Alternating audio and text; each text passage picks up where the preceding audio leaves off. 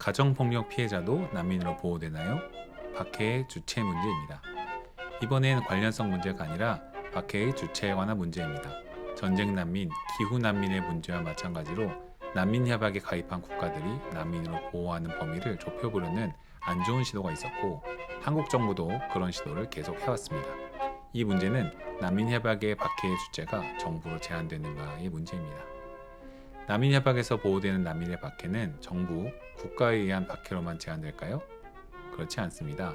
많은 수의 중대한 인권 침해는 강한 힘을 가진 정부, 국가에 의해 이루어지는 것이 맞지만 정부나 국가가 아닌 사인에 의해서도 이루어질 수 있습니다. 국제적 인권 규범들도 주로 국가에 의해 이루어지는 인권 침해를 방지하기 위한 목적으로 만들어진 것이 많지만 국가들보다 힘이 센 범죄 조직들, 다국적 기업들도 나오고 있고 심지어 친척, 가족, 개인에 의해서도 중대한 인권 침해가 실제로 발생하고 있으니까요. 하지만 난민협약의 난민의 정의를 잘 들여다보지 않을 경우 막연히 중대한 인권 침해는 국가에 의해서만 일어나는 것이지 하고 생각하는 경우가 있습니다. 한국 정부 같은 경우도 가족, 친척, 지인, 종교 집단, 범죄 집단에 의한 박해를 피해온 난민들에게 사적 박해에 불과하므로 난민협약의 보호 대상이 되지 않는다라고 하는 경우가 있으니까요. 난민협약에서 정의하는 난민의 개념에는 박해의 주체가 누구인지 들어가 있지 않습니다. 그 국적국의 보호를 받을 수 없거나 is unable to avail himself of the protection of that country 라고 규정하고 있습니다. 따라서 박해의 주체가 국가라면 당연히 보호하지 않고 있는 것이고 국가가 아닌 범죄 조직, 기업, 종교 집단, 친척, 가족 등 사인이라 하더라도 국가가 보호를 하지 않는다면 난민에 해당하는 것입니다. 1차적으로 보호할 책임이 그 국가에게 있지만 보호에 실질적으로 실패한다면 난민으로 다른 나라가 보호하는 것이죠.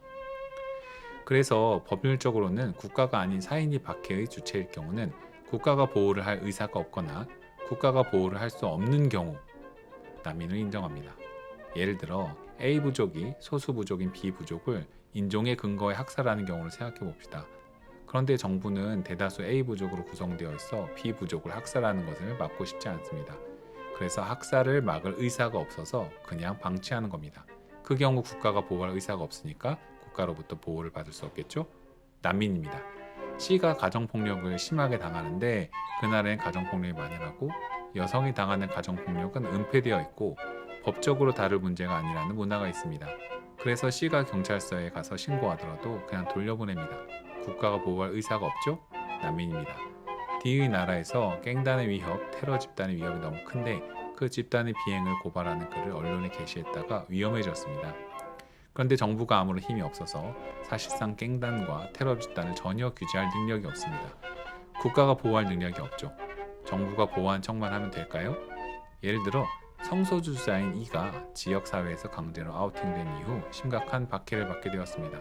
정부는 전혀 보호하지 않고 내버려둡니다. 그런데 이런 정부의 이런 태도가 문제라고 국제사회에서 계속 지적하니 정부는 성소수자 보호 특별법 이런 걸 만듭니다. 그런데 법이 전혀 지켜지지 않고 면피용으로 만든 것입니다. 그럼 이는 난민이 아닐까요? 아닙니다. 국가가 형식적으로 보호할 틀을 만들었을 뿐 실제로 보호가 이루어질 수 있는지를 따져야 합니다. 이미 죽고 나서 인권 침해가 이루어지고 나서 보호할 시스템이 갖춰져 있다 이렇게 말하는 것은 난민에게 아무런 의미가 없으니까요. 결국 난민이 탈출한 국가가 그 난민의 보호에 실패한 경우 박해의 주체가 누구인지와 무관하게 중대한 인권 침해를 받게 될 것으로 송환하면 안 되기 때문에 난민이 됩니다. 범죄 조직, 갱단, 지역사회, 가정폭력 피해자들도 그 나라의 사정, 국가의 보호 정도에 따라 해외에서 난민으로 보호받을 수 있습니다.